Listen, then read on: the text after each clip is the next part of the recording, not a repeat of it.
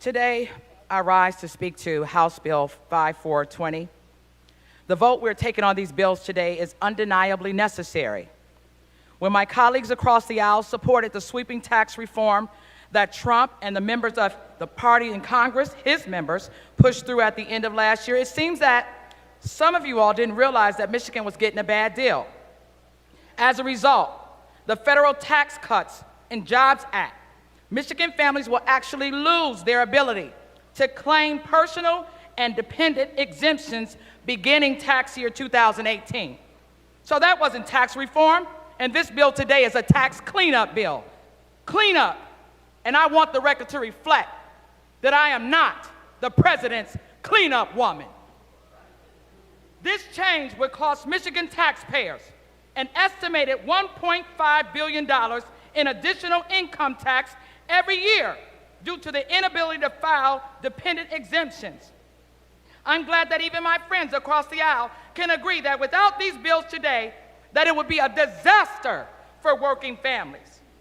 For years, my Democratic colleagues have been pushing for increased personal exemptions so that Michigan families could keep more of their hard-earned dollars. Isn't that what we're supposed to do? Where is our comeback? Where is our families' comeback? They've been trying to be in a position so that they can afford things like auto insurance that we still haven't fixed. Families have been trying to be able to pay their rent and their house note, something that is becoming increasingly problematic in the city of Detroit through gentrification.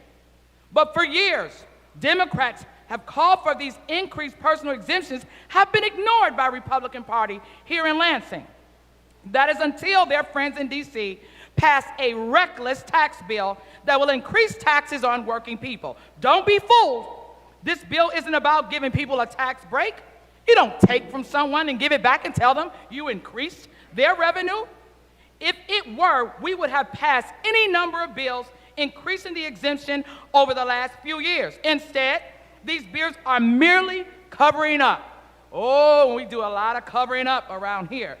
Covering up the misguided and ill-informed tax bill handed down by Republicans in Congress.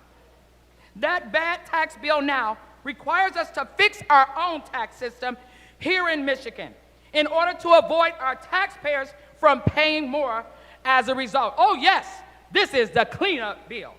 And even my colleagues across the aisle agree that we can't let that happen.